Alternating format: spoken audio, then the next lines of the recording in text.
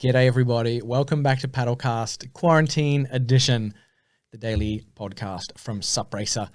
It's been a lot of fun chatting with the paddlers around the world over the past few weeks, hearing their stories, seeing what they're up to in this quarantine downtime, and basically just sharing the passion for this sport and hopefully keeping the community a little more connected and a little entertained. That's the whole point of Paddlecast. Today's episode is definitely going to share some stoke because it's with one of the most excited, one of the happiest, one of the hardest working, one of the fastest paddlers in the world, Vinicius Martin from Brazil, or just Vinni, as we all know and love him. He is a globetrotter who's extremely grateful for the career that he's earned for himself, and he definitely doesn't waste a second on the water. For starters, he does about 6 or 7 different ocean sports.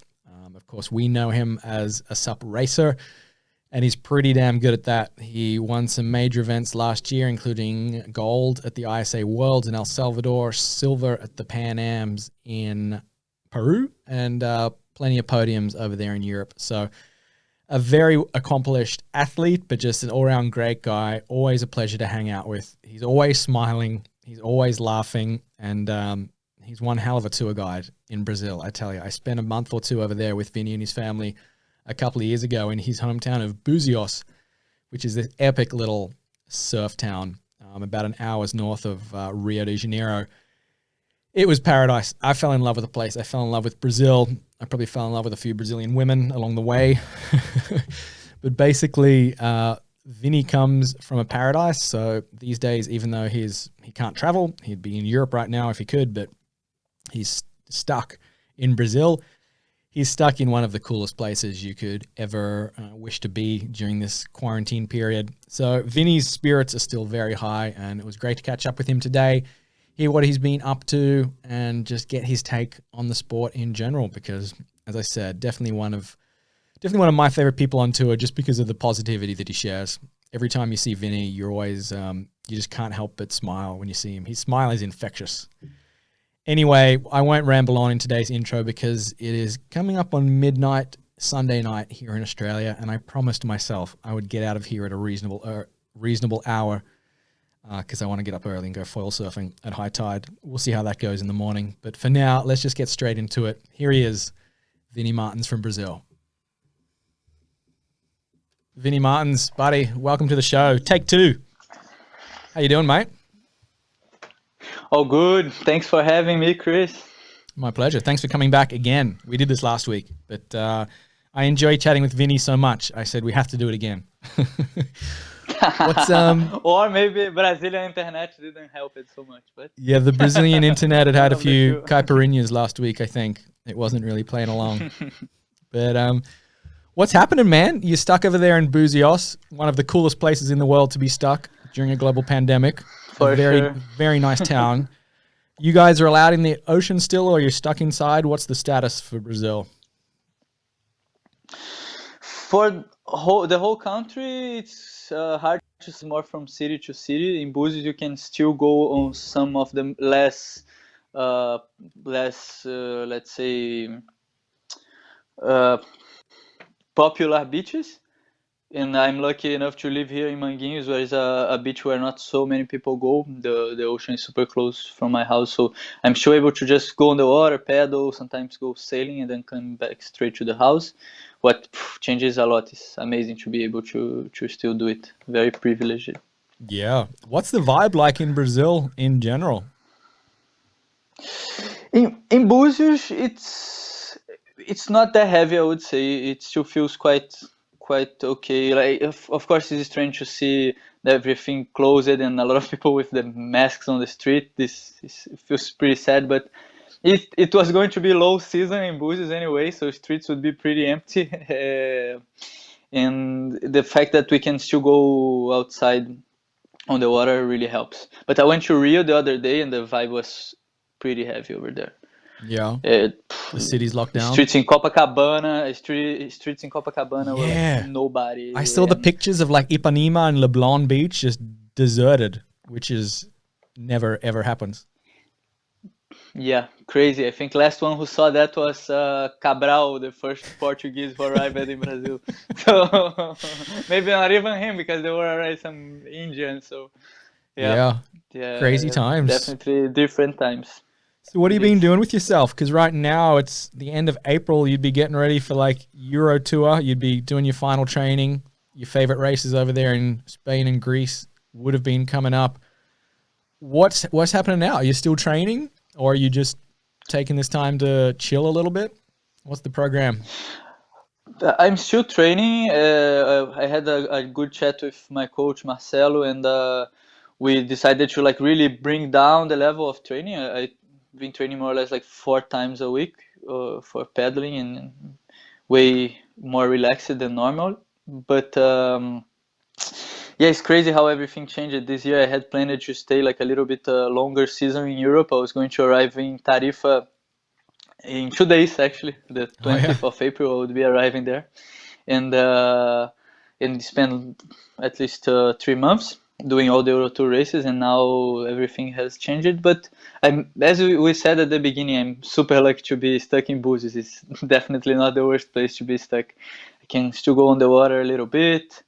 I'm also using this time to do some other stuff that I haven't had the time before. So it's been I'm trying to make the most of it for sure. yeah, that's good to hear. What other projects are you getting into? Have you taken the Casper Steinfath route and started a vegetable garden?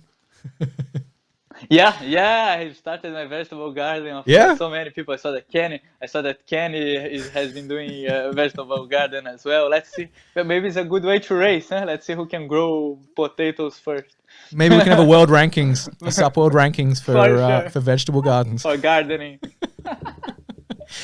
What have you got out there? Yeah, that's a good idea. I got some pumpkins, I got some tomatoes and sweet potatoes. Yeah, the weather here helps, and I always was pretty into it, so it Yeah. was not that new. Yeah, and I also what I was pretty lucky that I have started before this whole thing is that I filmed a lot of episodes for a series that I started that teaches a little bit of everything on water sports, like stand up, but also foiling, windsurfing, kiting. And I still have a few videos to put on. So yeah, I hope that this can keep people in for a little bit. Yeah. There you got the video. You do. How many water sports do you do? I was trying to count before we went on air. You do like 6 or 7 different sports between surfing, foil surfing, sup racing, windsurfing, kite surfing, foil windsurfing. Like, is there any ocean sport you don't actually do? Mm, yes, I never really stopped to count everything, but I think it really has to do with growing up here in Búzios because we are surrounded by water and it's a pretty small town. So outside of the water, apart from summer, outside of the water, there's not so much to do, and I try to keep busy on the water with whatever conditions I have. But yeah, I would say that mainly is stand-up racing, windsurfing, stand-up surfing, foiling with the kite, foiling with everything. I've been really into kite surfing lately as well. So yeah, hopefully by staying a little bit here, as long as we can go on the water, I will have some time to improve on the other sports as well. Let's see. What was your first So lucky. sport? What was windsurfing? Yeah. Windsurfing was my first sport. How old Yeah, were my you? whole family. I was 7. Yeah. I was 7 when I started, and my parents used to windsurf quite often. And my uncle was professional windsurfer. He was South American champion quite a few times, and Really? used to compete in Maui and everything. So yeah, it was my Wow. first one. Uh-huh. You were telling me last week your first time stand up paddling was wasn't it you were taking lessons or like giving lessons for windsurfing? Yeah. The first time I actually stand up, standed up on a board and paddled, it wasn't. I didn't even knew the name of what that was. I was just helping the windsurfing teachers at Búzios Vela Club, just down the road from my house. I was around 10, I would say, And we use it to stand up on a windsurf board with a kayak paddle and just follow the students around. I would help the teachers to like, go get that guy who went too much downwind. No. And that's how I first paddled standing up on a board. Wow. And when I saw it on TV, of course, then I said, I think I already do this. And I'll give it a try with the proper gear and stuff, and it went well. What year was this? Do you remember your first experience stand-up paddling? I'm very bad with the years, but I would say the first time I've stand-up paddled with a proper equipment was in 2010 or 2011, because that was already one of the first races in Brazil was going to happen. And then my uncle has a shop in Rio, a kite surf, windsurf shop, and he was starting to sell SUP boards as well. And I just saw that the race was going to happen, so he borrowed me a board. Another friend borrowed me a proper stand-up paddle, and I went to the race. I was by far the youngest one, and I think I was fourth or something like this. It was really cool. Yeah, and then after that you were hooked. So you were addicted. Yeah. I really like it because even with the windsurf boards, paddling with the kayak paddle, I use it to go like from beach to beach sometimes, and do this kind of stuff. So when I had the proper gear, I could go a bit further. I could go from my house to the sailing club paddling, and that got me hooked for sure. What was when I beated a lot of adults as well, I really liked it. so I keep doing this. What was the scene like in Brazil 10 years ago, like the early days of SUP in Brazil? Because you got such a strong surfing culture over there. Were a lot of surfers getting into SUP, or was it mainly the windsurfers? Like, who was doing it? I think it was a bit of everything. Of course, there has always been that little bit of judgment of the real core surfers saying like, that stand-up is not cool. Yeah. But the more open-minded surfers that wanted to keep fit during summer, or many of the windsurfers and the kite surfers, when there's not wind, they were paddling. A lot of people from canoeing as well, from outrigger. Yeah. And it was really cool. I remember that it was so small that whenever you saw a car with a stand-up paddle board on top, you use it to know who was it. Yeah. And I remember once we were going to Rio and the car broke, and we had the SUPs on top of the car. And just because the people, someone that I didn't know was on the highway, and they stopped us to help because they were also paddlers, and they just felt like, it was such a... When the you had a real community. Small, yeah. Everybody feels very, very close. It was really cool. Still is a nice community. What's it like these days? Has it gone like the rest of the sport, like a roller coaster, up and down and left and right? What's it like these days in Brazil for SUP? I think that it has the growth of SUP in Brazil is going way slower at the moment, and what surprisingly went up very quick. Not surprisingly, but it went up very quickly now with outrigger. Oh yeah. And I think it has a lot to do. It has a lot to do with the sense of community that the outrigger clubs bring, that is maybe lacking on SUP. That's what I really agree with what you usually say, that supporting the grassroots events and the Glagla races and the Paris crossings, because this kind of event really has that vibe of like bringing the community together. And I think there are very few Michael Booths and Brunos and me and Conor who are just like, we want to race and win and train alone. People are mostly on that to have fun. I mean, even me, I have to say, I'm mostly on it also because I really enjoy it, and I really like being around the whole SUP community. Yeah. So this kind of event is what makes it grow, and maybe we should try to improve on that. Yeah, I think I couldn't have said it better myself. It's definitely about the community. And so does that mean we're going to see you at the Glagla race next January in the freezing cold French Alps? It's a long way from Brazil, buddy. There's no acai. The acai is frozen solid. Yeah. No, but last year I like told myself that I would stop being so like picky with the temperatures, and I would say no. If it is cold, I won't complain. I will just go for it. If the French guys can do it, if the German guys can do it, I'll be able to do it as well. And so it really went better. I saw that you were in. Was this your first time ever in the snow? Yeah. Just I 3 months I've ago, seen snow when I was a 2 months kid. ago. Yeah. I seen snow when I was a kid, but I didn't really remember it, and that was really my actual first time on the snow. Really cool. Very different from Búzios, definitely. There you go. So that's just one extra board sport to add to your resume. You're doing everything. Yeah, it's still water, right? It's just frozen Yeah, water. So exactly. It's technically a water sport.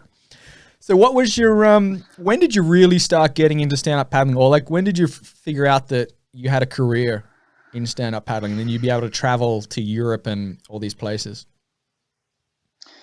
I think it really has to do with meeting Marcelo, my coach, Marcelo Borges. He used to be a triathlon coach. He trained like the best triathlon athletes in Brazil. Like this girl who was did a few podiums on the Ironman World Championship in Hawaii.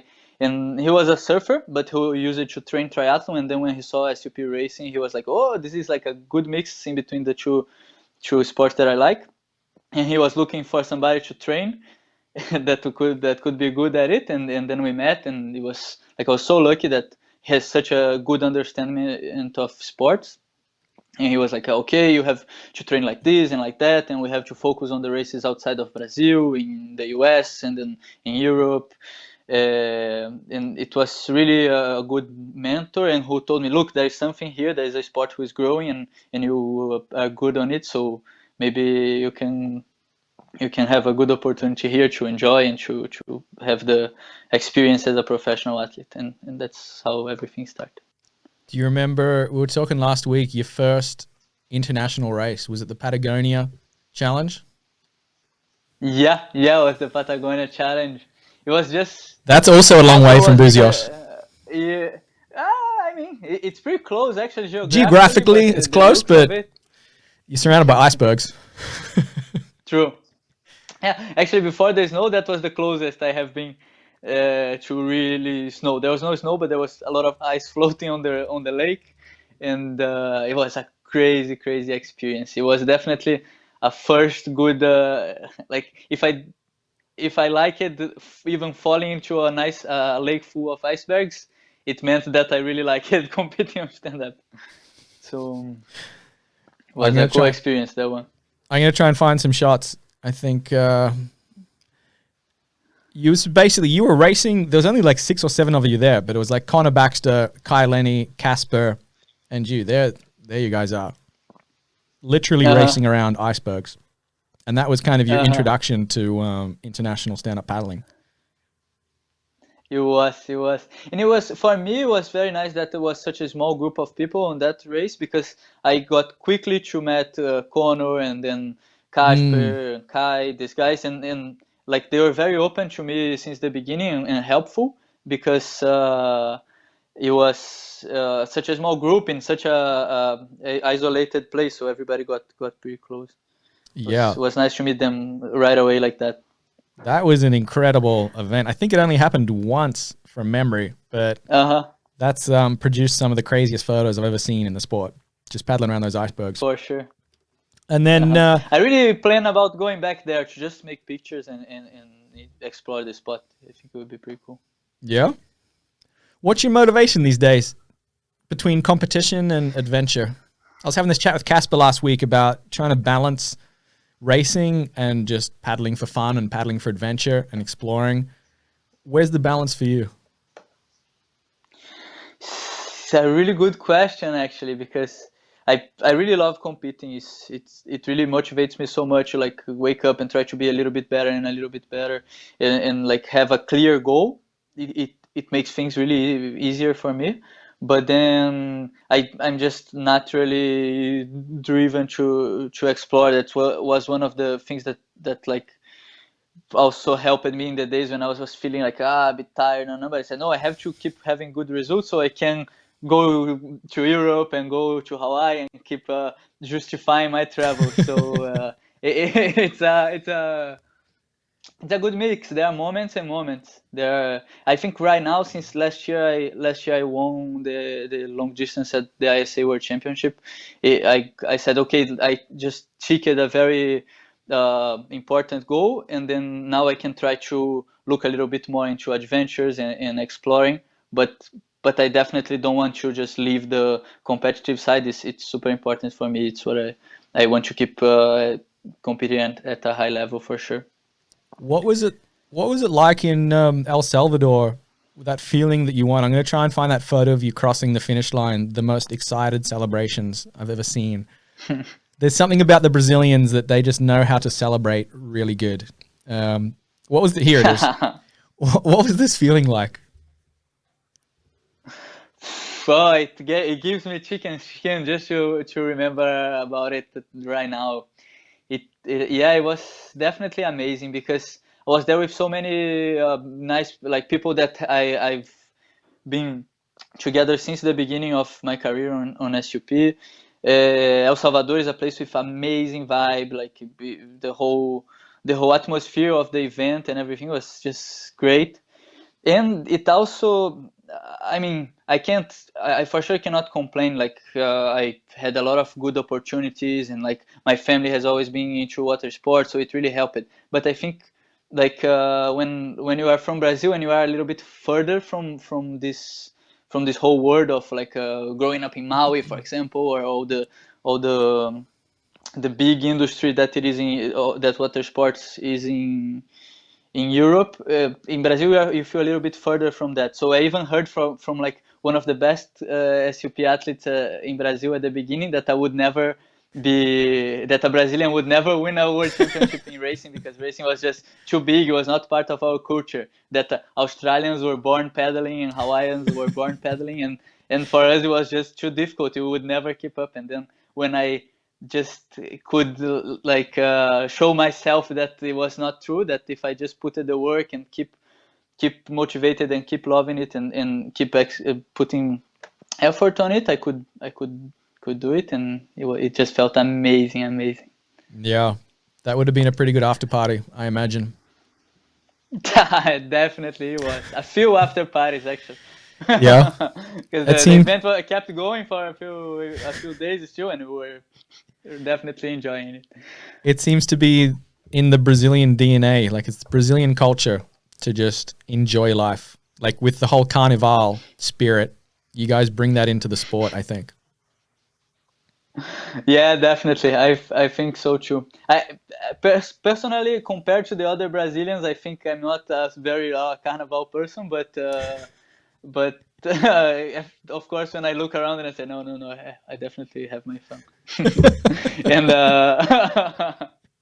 and come on, it's a good motivation. You have to think, when you are in the back of the pack, you have to think, no, I have to do well, otherwise I have no excuse to really party at the end of the event. So. Yeah, you got to. It's a good motivation. The girls aren't chasing the guys that finish off the podium, Vinny. Come on, man. So no, come on, if you can talk your way well, you can always. It doesn't matter where you finish, though. The Brazilians definitely have fun on tour. We'll leave it there. But what's your favorite event around the world?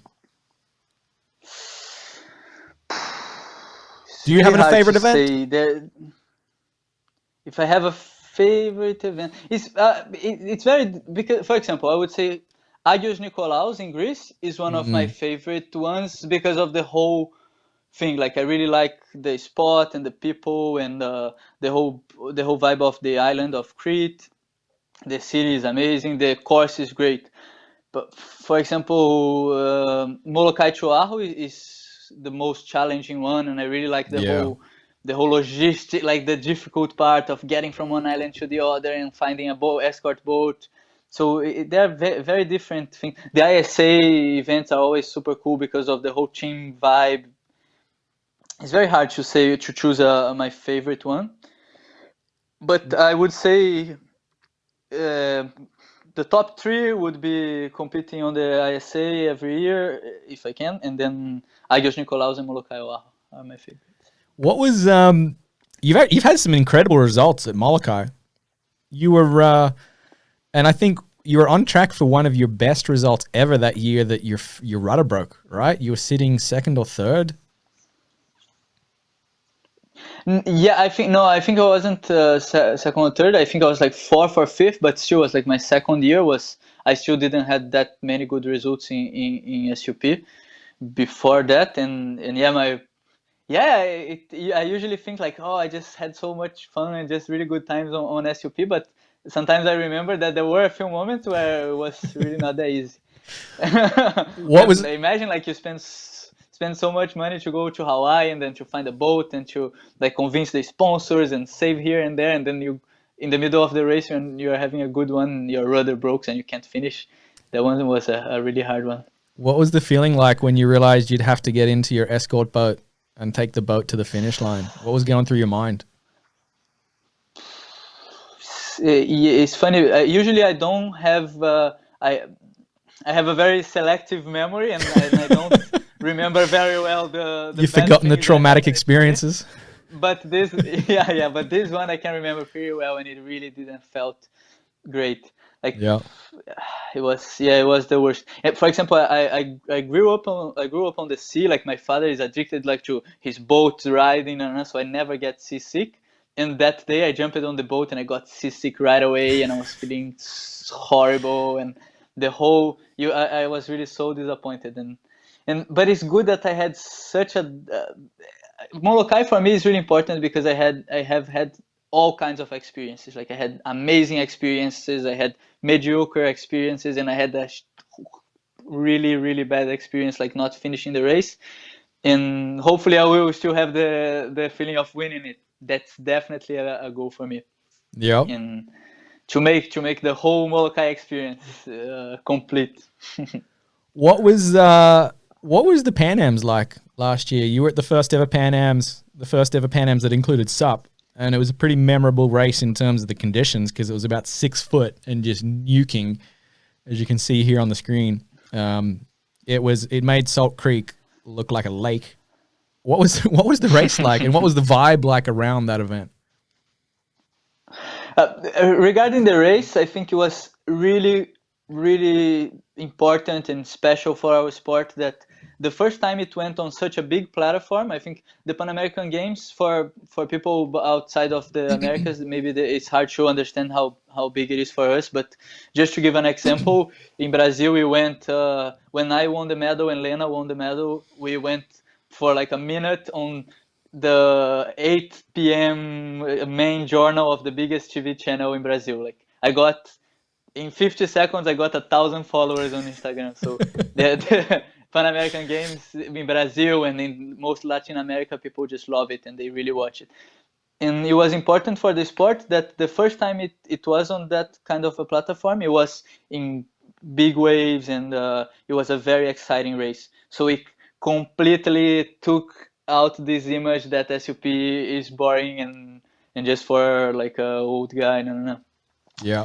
It was pretty special. And also the surfers that were on the team, because surfing was on the team, they were like most of like some of the best longboard and SUP and shortboard surfers of Brazil. And they were all like, wow, this is so cool. You guys from SUP are killing it. And it was really good to have the respect of these guys too. Yeah. What was was it weird that you had to, I was chatting with Connor about this the other day. Like you see on the board, everyone had to cover up their sponsors, which is pretty standard in the Olympic world, but I think no one in SUP had ever experienced this before. So when we saw these photos, everyone was like, why are they covering up their boards?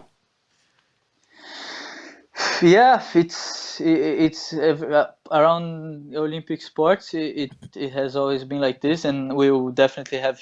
It will be a. I hope that we got to have this negotiation in the future in between the sport and the Olympics. And I think I was lucky that the guys at JP they were really very like open-minded about it. They said no, it's okay. It's just one event. Everybody knows that the boards that you are riding.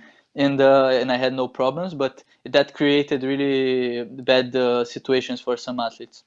Yeah. And because there were a lot of athletes in the Pan Americans that come from smaller countries and that they don't have like sponsors, or they're just starting to get some help from a local dealer, and it was a good opportunity for them to give some feedback, and they didn't. But yeah, I mean it was just one small downside for compared to the whole amazing experience that it was. I mean, being together with athletes from all the like main established sports like swimming and gymnastics and sailing. It was, I mean, look like this. Even in this picture, I can see like gold medalists from the Olympics of Rio, Martini and Caiana right there in the front. Like they are heroes in Brazil, and we were all in the same team. It was amazing. What was that opening ceremony like? It's funny because I was really at the beginning thinking like I don't want to go to the opening ceremony because I just want to see this as a normal race, and I don't want to get too much carried away about it. But I went, and it was like one of the best feelings I ever had in my life. Like now I understand why a soccer player thinks that he's so amazing. Like why Cristiano Ronaldo is so much like this. Because when you enter a stadium full of people and then everybody's like just wow. It definitely is a really cool feeling. So you felt like a celebrity? Brazilian team, we got the crowd. Everybody loves the Brazilian. So did you guys feel like? Did they make you feel like celebrities? Like you were like this was legit? A little, yeah, definitely a little bit. I mean, it's a big team, so it definitely spreads through the team, but I really felt like, oh, maybe I am a serious athlete. That's very cool. I'm stoked you guys got that opportunity. Has there been any word on the next Pan Ams? Is it every 4 years for the Pan Ams, like the Olympics? Yeah, it's every 4 years, and from what they say, we are still going to have super race on the next one. So let's see. Yeah. For now, they say it's pretty confirmed. It will be in Chile in 2023. Yep. What's your? Let's see how they go.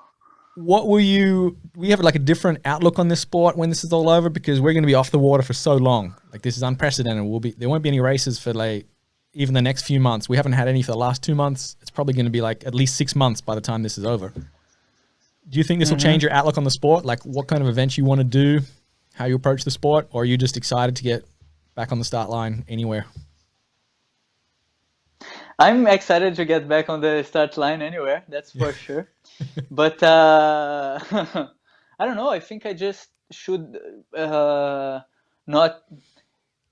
Yeah, it's a good question. It's hard for me to say if that will change anything for me. Do you think the sport will change or it should change? Because I've been having this chat with a lot of paddlers, and we've a lot of the conclusions were that it's a chance to like take a slightly different path for the sport because there's a lot of very amazing things about our sport, but there's a couple of things that aren't really working great. And we all know, what they are. Is it a chance to just slightly realign and have a more harmonious sport, a more positive future? Or am I just being too optimistic? I really hope so. I mean, being optimistic is my specialty, I would say, but it's so hard to say, really. I think that I just hope that it doesn't matter about like the professional side of sports. I really hope that it keeps going well, and of course it is my job. But for me, the most important is that people just realize like how people just start thinking about the quality of life that it brings to them, and then if more people got to go outside and do sports and really give value to the opportunity that they have to be in contact with nature now that so many people is stuck at home. Yeah. I think this will be amazing. Doesn't matter if it is paddling on a SUP or on a canoe or just going out with the bike. I just hope that people really say, I'm pretty lucky that I can go and do sports, and they really go out and enjoy it. And hopefully that will be good for SUP. Yeah, I think a lot of people, pretty much everyone, took it for granted that we could just go out and do sport whenever we wanted. We go paddling, we go surfing. It was such a simple, like we didn't even think that one day we wouldn't be allowed to do it. And now, I think you're right. That's a really good outlook that I hope people really take it, like are really grateful of the opportunities, and it encourages them to do it more. So that's definitely one positive. I think there's going to be a lot of stronger support for maybe like the grassroots local races, because there'll probably be like a transition period when this is over where events come back before travel comes back. Because I think travel is probably the last thing that'll come back. So maybe like there'll be a little 3 or 4 month period where there's a lot of domestic races, like within Brazil, within Australia, that just the Brazilians and Australians can go to. So maybe it'll be like a positive byproduct of all this, that we'll support our local races, and then that'll like create a healthier foundation for the next year. Yeah, that's also a nice way to look at it. I think, and it makes sense. That really could happen. It would be cool. Why are you so positive? You're one of the happiest paddlers I know. Your smile is like your signature. You're always smiling. Is it just, were you always just a happy kid, or are you just so grateful that you've been given this, like you've worked hard for this, you've earned this amazing career? What is it? Or all Brazilians happy? Yeah, I think Brazilians are pretty happy people, but I would say that I'm a quite positive person for sure. I think a big part of that is because of my parents. Yeah, you have met them, and they are also super positive people all the time. Yeah, they're really. I miss those guys. Say hello for me. I'll say hello. Yeah, sometimes they ask about you as well. Oh yeah. When Chris were here, they were like, Chris has been here for too long. When is Chris leaving? And I was gonna say, where's that random Aussie guy that just lived in our house for like 5 or 6 weeks? And then when Chris left, they were like, when is Chris coming back? Where is Chris? Yeah, man, I can't wait to get back. That sounds magic. I think a big part of me being a positive person is because of their influence. But I also am so grateful of like that. I definitely put a lot of effort on it, but everything just went super well, and I'm like, I live in paradise here in Búzios, and I got to travel and meet so many cool people, and I really appreciate that. Like, I mean, I'm going through so many good things, and if I go through this without being happy, like somebody should really slap my face, because well, I'm glad. For sure, there are sometimes there are some setbacks, but then most of it is so nice that or maybe it's just me that looks at the nice side. I don't know, but yes, hard to say. I'm happy that I'm like that. There's a lot of people that have very good lives and probably aren't anywhere near as grateful as you. So I'm glad that you're one of those people that definitely appreciates that you're able to do something like this and makes the most of it. I mean, you don't just compete around the world. Like, you get into the culture like very few people get into the culture. Like, you were basically the honorary mayor of Agios Nicolau in Greece. Like, when I rocked up that week, it's like you were the favorite paddler of the whole town. And everywhere it seems you go, you try and learn the language and you meet the locals. And I think that's definitely the way to do it, because, you know, it's a real privilege to be able to travel and compete, but that's only half of it. Like, the other half is the culture and the local people and what happens in between the races. And I hear you're actually learning a new language in the downtime. Is that right? Yeah. I'm using all this time to try to learn German now. Yeah. Why German, Vinny? Why German? Can you tell us? I have little incentives lately to try and learn German. I won't say any more. I don't know. Would you guess? Yeah. I got my ideas. But you're learning German. There's lots of nice German-speaking girls out there. So you're learning German. How's it going? At the beginning, it was super hard, but now I'm starting to finally see some improvement. Yeah. And, I'm happy with that. Hopefully, next time that there is a race around Germany, maybe Schaboitz or something, I will be able to give my interviews. Sprechen Deutsch. How many languages are you up to now? It's Portuguese, Spanish was always natural because Búzios has so many people from Argentina. English and French, because of traveling with all the French guys during the Euro Tour. I thought I should learn it, and I've been learning it for the last 2 years. And now, hopefully, German soon. Let's see. Multilingual. What does tell us about Búzios? How did it become this paradise? It was actually, didn't your parents move there in the early days, and your dad was one of the guys that stopped it getting overdeveloped? Yeah. I mean, how it got to like paradise, I think when Pangea started separating and the word began, it was already So about a paradise. billion years ago or so. But a Yeah. billion years ago or so, I think it started to be paradise. But then, no, my parents moved here like 35 years ago from Rio. My father is an engineer, like he builds houses, and my mother is an architect. And there was almost nobody living here. It was just hippie Argentinians and French living here, Well, it was and Bridget and Bardot's the Secret fishermen. Getaway, right? Yeah, That's yeah, what it it was was Bridget famous for. Bardot's Secret Getaway. Yeah. Uh-huh. And so yeah, and there was basically the fishermen and some alternative people living here, and but it started becoming famous because of Brigitte, no, and then of course the cities around were super beautiful as well, like Arraial do Cabo and Cabo Frio. They started getting overdeveloped, and my father was very involved in the process of like trying to make it grow organizedly. Like they helped make the laws with about like not being able to build buildings, only houses with 2 floors, and that the second floor has to be smaller than the first, that the house can only occupy like 30% of the whole land, or this kind of stuff. And this really, I mean, he was definitely not only my father, he was just one of the people involved on it, but I'm pretty proud about that because it made the whole difference for the city. And he helped keep it as the paradise that it is. But for sure, there are a lot of problems as well as any city in Latin America and maybe in the world. But yeah, it's better compared to many of the places around here. Yeah. It's half of it's national park, right? Like half of it you can't even build on. Yeah, half is not half of it, but it's like there are a few big areas where you can't build, and there are many areas where building is really restricted.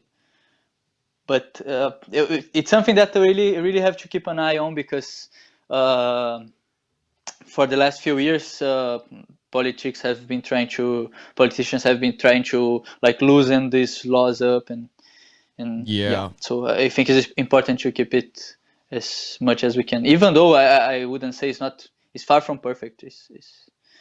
There's a lot of problems for sure. Yeah.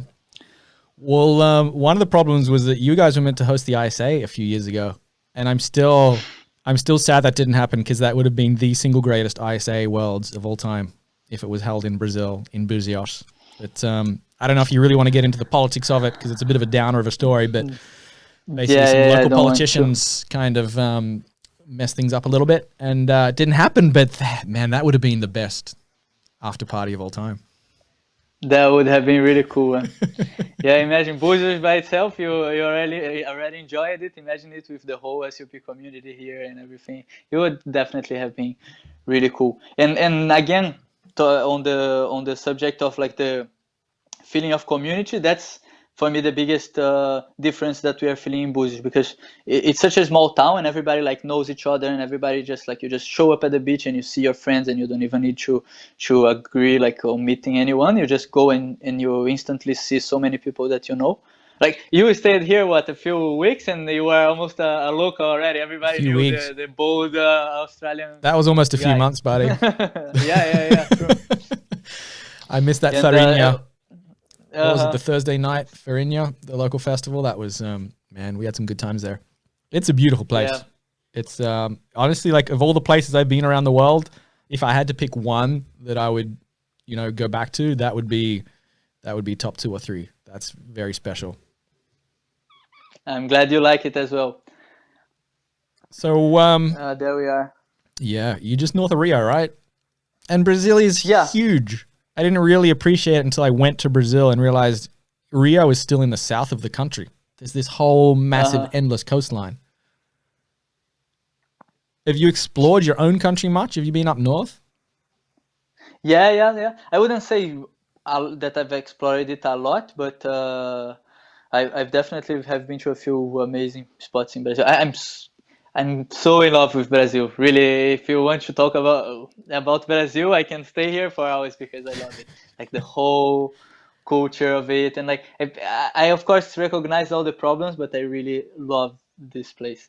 It's like it changes so much. Like the Northeast is a very strong culture and different, and like there are so many like super long beaches with coconuts and a lot of wind for downwinding or for kiting, and then you have Rio and São Paulo, this amazing mix of the forest and the sea and with crazy mountains. The south, which is a little bit more European-like, but has amazing waves, and it's just, I love Brazil, really. I can't look at the world map and just don't look straight at it because it's my favorite part. You tell me the other day that guys like Medina, like Gabriel Medina, are some of the most popular sports people in Brazil now. Like surfing is blowing up in Brazil, it seems. Like all the top guys now are Brazilian. Like Italo just won the world title last year, and he beat Medina. Medina's won, I think, twice now. De Souza won it. Brazilians are taking over surfing.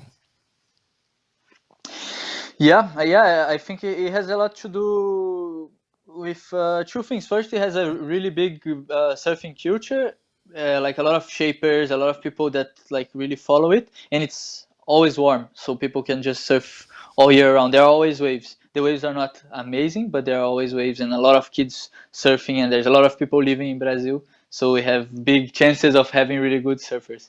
If you go to Jeribá, like just my local surf spot, I'm a okay surfer, and I feel ashamed when I see just like the 15-year-old kids doing huge air reverses, and everybody seems to surf so well. It's crazy, but it's nice to see Brazilians doing so well in a sport that was once, like SUP people said, like, no, it's just for the Australians and the Hawaiians, and there's no way a Brazilian would ever win a world championship, and look at what these guys are doing now. So are these guys celebrities in Brazil? Everybody knows who they are? Definitely. I think Medina is the biggest.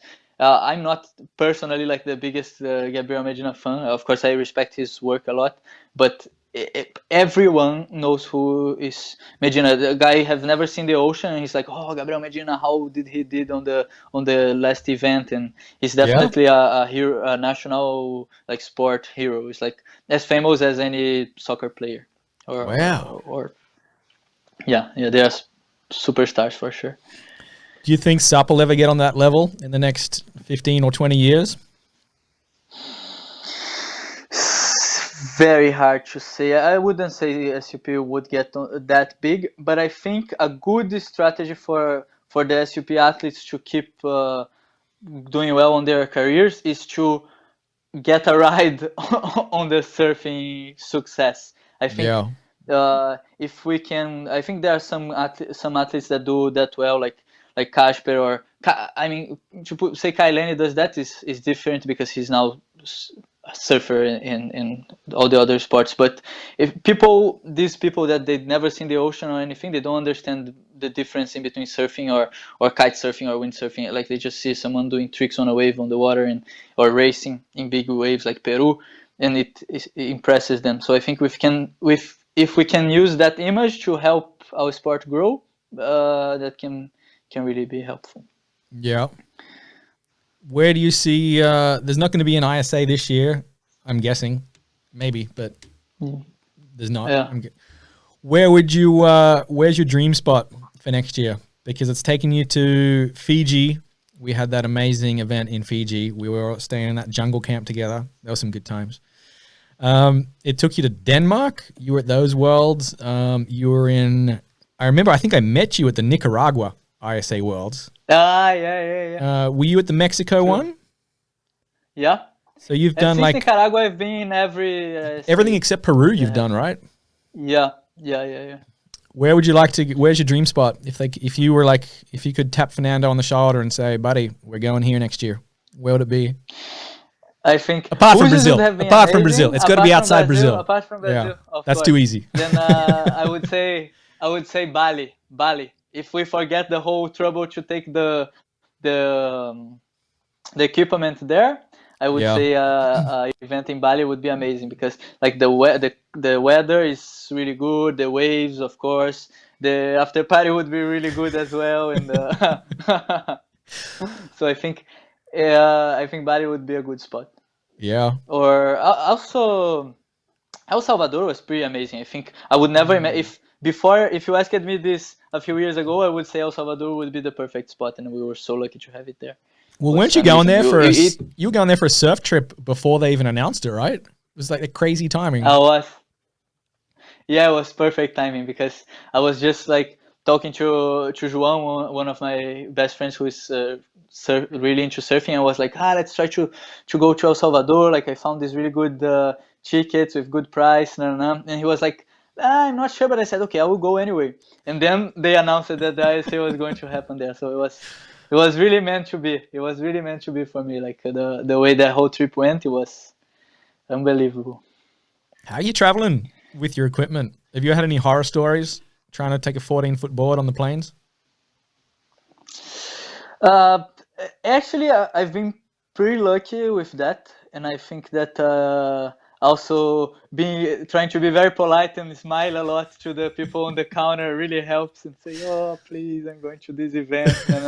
They end up letting my boards in most of the times. With that, I've been really lucky. But I had an airport crazy story coming back from Denmark after the ISA. I left the trip was it went completely sideways for me. But the trip was the trip was way expensiver than I thought it would be, and so I ran it out of money. Caio Vaz, SUP surfing world champion, and my good friend had to borrow me like 500 euros or something. I sold my board at the end of the race to pay him. I had a horrible result on the race, and when I got to the airport, that was just the beginning of it. And when I was on the way back, when I was starting to get back, like completely broken. There was a hurricane in the US, and my flight was canceled because I had like 2 separated flights. It was the cheapest way to get there.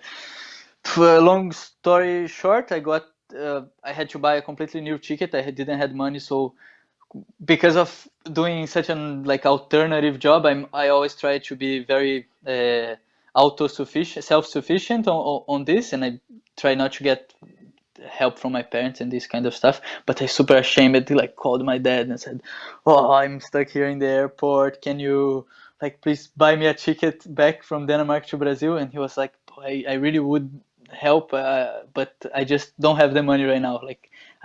He was some situation, he didn't have the money, so I was even more ashamed. Called my uncle and said I'm stuck in the airport of Denmark, can you please buy me a ticket back to Brazil? And he was like, okay. And then he sent me this message, say, okay, I bought you a ticket, but the only one with a decent price was 2 days from now. So I had to sleep on the airport of Copenhagen for 2 nights, and I was completely broke. I just met people on the airport who was okay, I'll pay you a sandwich, and sleeping on the floor.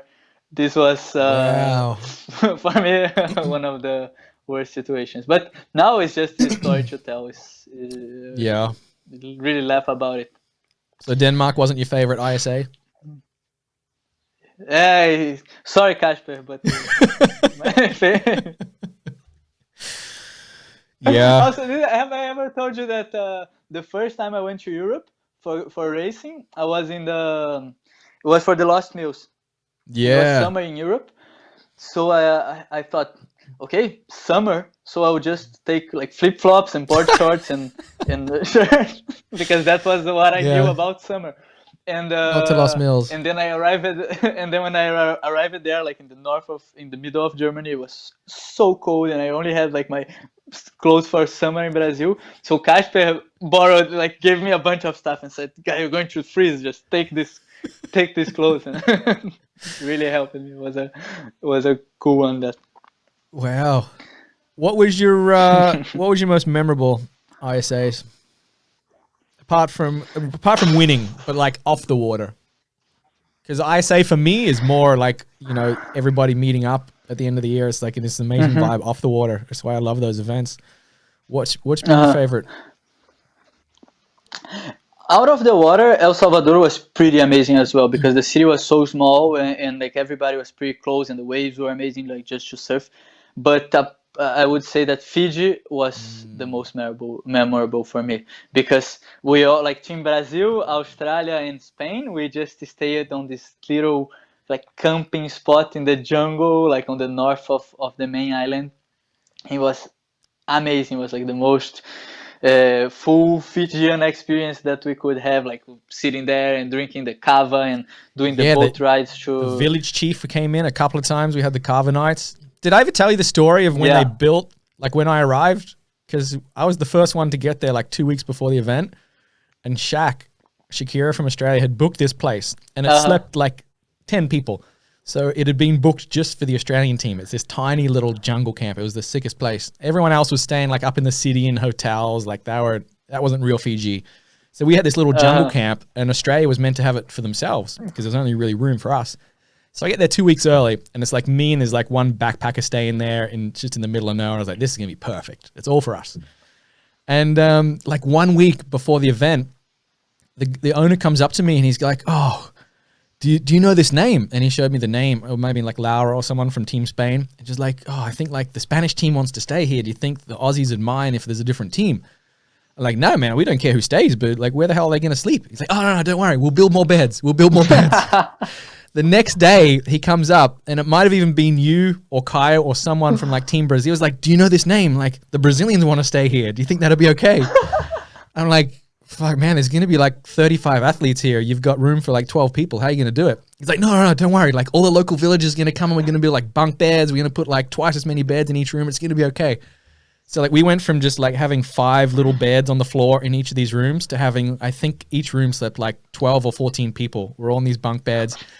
And it became the coolest part of that whole event because it was like you said, Brazil, Spain, and Australia were just hanging out in the jungle, and we had those big barbecues every night. I remember when Shakira won the gold medal, the villagers like sacrificed a pig in her honor and put the pig on the spit, and we're like just spinning this crazy like giant pig around that had just been running around the village, and we all feasted that night. We had the Carver nights. We had like our own private boats out to Cloudbreak. Man, those were good times. Yeah, I think that was one of the best trips of my life, I would say. It was so cool. And we had just this little super calm bay in front of the jungle camp, and it was definitely a memorable one. How cool was that? You guys would teach me Portuguese. Coitado de dedo, I think. Coitado de dedo. I remember when you almost lost your finger. Yeah. I got staph infection. My finger was like 3 times the size it was meant to be. And then coitado de Caio, when Caio missed his flight home.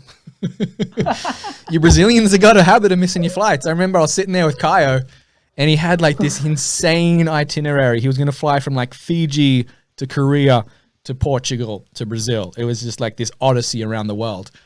And we're sitting there like the last day. He was like, man, just playing his little like ukulele, just chilling, enjoying his last day. He's like, poor man, I'm going to look at what time my flight is tomorrow. And he just looks there like he's silent for a minute. He's like, bro, it was this morning.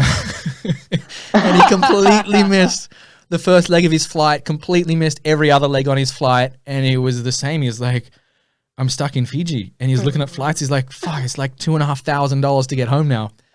So, yeah, you Brazilians have... It was crazy. I remember that, yeah.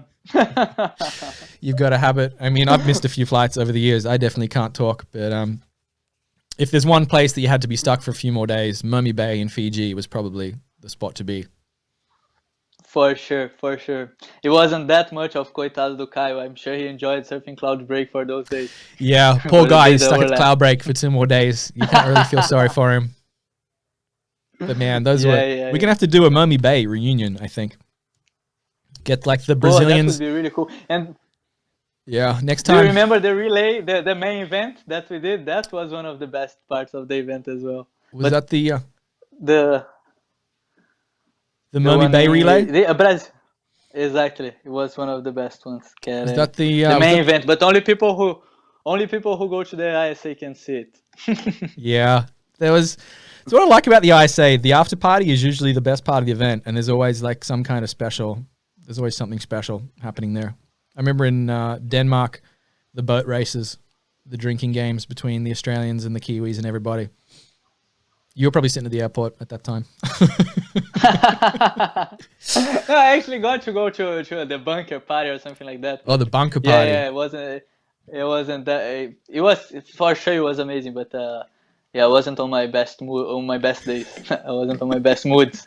Well, I was already broke and bad results. So, but yeah, I've enjoyed for sure. I think next time there's an ISAs, wherever it'll be, or an ICF. You know I know you prefer the ISA after parties, but you were there in Qingdao. The ICF after party was pretty cool, even though we're in like it was. a 50-story building and not at the beach. That whole event was surreal, man. How was that opening ceremony in Qingdao? That was like we were at the Oscars or something. That was just bizarre. We had that massive Chinese. I remember that Chinese flag that was like 100-foot wide on the big screen behind us. It was like being in some kind of like Big Brother, weird dystopian movie. And yeah, that was. I just enjoyed like that. We are now.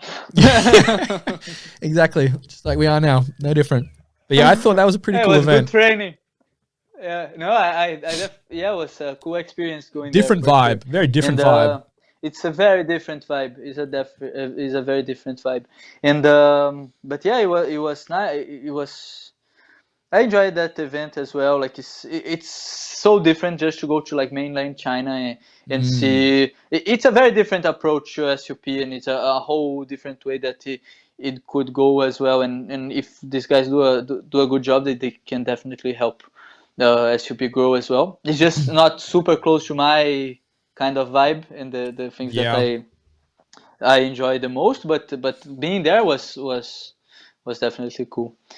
Qingdao was pretty different from everything that I have seen, so it was definitely impressive. That place was whole buildings with the whole buildings with the lights where they play like if it was a big screen. It was pretty crazy. Yeah, I think we're gonna go to communication. Yeah, that place. I got a picture of it here. That was just yeah, that was different. China is just a trip, because it's just so different culture. This is the thing. Like the whole city skyline would light up in this like a big screen. It was next level. Yeah. You couldn't organize that in Brazil or Australia. There'd be like one guy who's like, yeah, man, fuck that. I'm not doing it with my building. In China, they're just like, we're doing this. The whole city is a big screen. We don't care if you're not interested. We're doing it. And everyone's like, all right, we're doing it. They certainly get things done over there one way or another.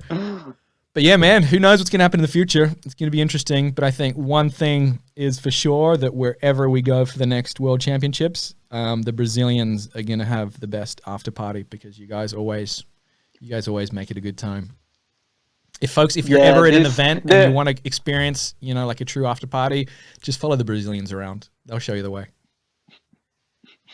Yeah, the world maybe change on a few things, but that will definitely not change after this whole situation. Man, imagine the first event back, how big that party's going to be on the water, and then off the water is going to be next level. People are going to be so excited to see each other again, to be racing again, to just be like back in a community again. Whichever event it's going to be, who knows? Like it's the Gorge, whether it's 11 cities, whether it could be next year, who knows? It's going to be a big celebration. Yeah, I can't wait. I'm dreaming of it. It gives me chicken skin just to think about it. And I'll make sure whenever traveling is allowed, I'll be there. I'll be there on the first plane to go to the first race. Well, buddy, I can't wait to catch up with you guys again and the rest of the community. I think our sport's going to come back from all this stronger than ever and more excited than ever. And one paddler and one nation that we can always count on to be excited is yourself and the Brazilians. So yeah, man, I'm definitely looking forward to catching up when this is all over. Yeah, I can't wait to see you too, Chris. All right, man. Ciao. Well, that's been an hour exactly. So let's wrap it up there. Thanks for taking the time to chat with us again. This is the second time we've chatted. And we'll have another Paddlecast Quarantine Edition episode tomorrow. Cheers, everybody. Cool. All right. Cheers, Chris. All right.